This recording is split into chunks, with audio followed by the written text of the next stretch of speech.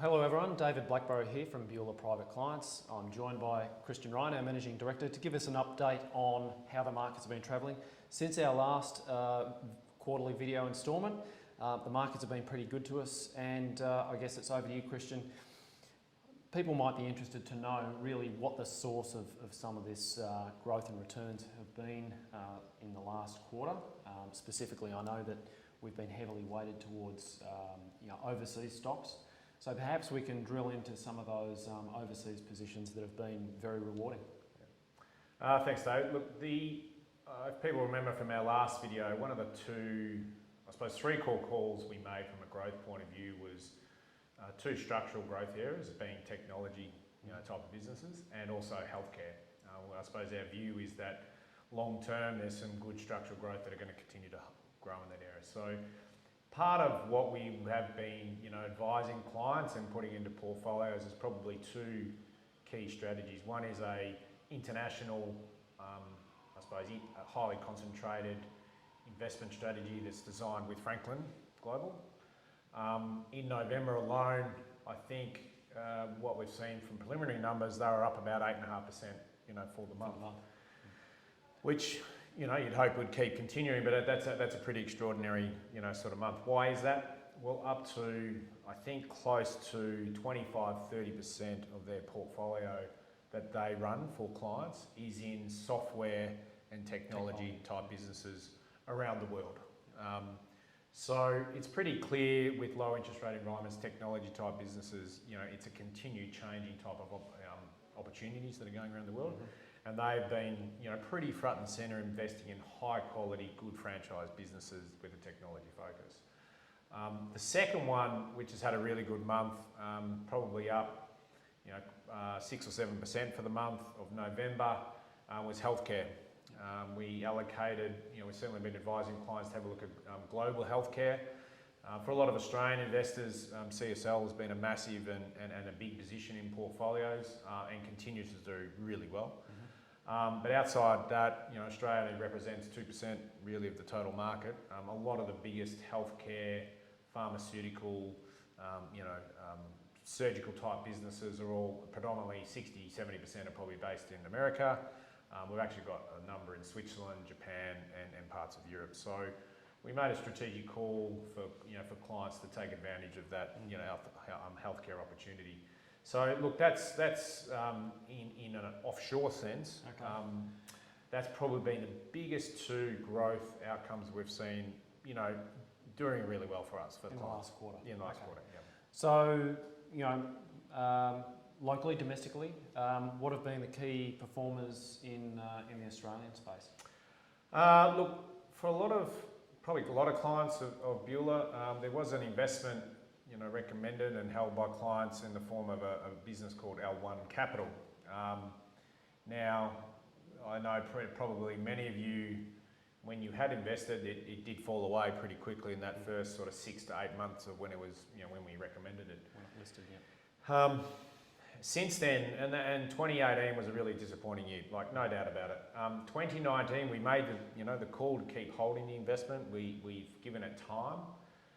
And it's had a really, really good year in 2019. It's up, probably over 23% for the calendar year. It started to pretty much has made up most of the loss that was made in 2018. Not all, but getting really close. And they've continued to deliver on the strategy that I suppose originally our thesis was. We had to really look hard and see if that was a manager or an investment we wanted to continue to hold. It's still one that we continue to review, but from an Australian exposure point of view, they've actually done a really good job. Probably the other component that is worth talking about in portfolios that have done really well, a lot of companies that have good offshore earnings have got high earnings per share growth and are being rewarded for it. So companies that have more of a domestic only focus are going okay, but not performing as strongly as offshore. So again, CSL, James Hardie, Amcor, Qantas, Orica, those sort of stocks have done particularly well. One that we have started to introduce to clients' portfolios, if it's is suitable for them, is Afterpay. Afterpay has been in the news for quite some time, but it's probably one of those stocks that has massive global appeal. And just to put that into perspective, you know, their numbers of use of consumers using them is growing every day, and predominantly in the US. I mean, Australia's still growing really well, but the US is growing. One of the interesting facts about Afterpay that not many people would actually really realise is that most of the time with these types of businesses, people might use it once or twice and then they don't use it. What's been interesting Afterpay are certainly promoting is that the longer the customer is there using Afterpay, the more likely they are going to use it. So some of the stats they're talking about, you know, if they're on there for a year, they're probably going to use it 4 times per annum. If they've been there for 2 years, they've used it for probably 10 times a year. And if they've been there for 3 years, they're using it 20 times a year. So there is a shift, I reckon, really occurring where people, especially younger people, the average age of Afterpay users is about 33 years old. So a lot of younger people almost using like a credit card. Yeah. And that's how they're using, I suppose, managing, you know, their cash flow.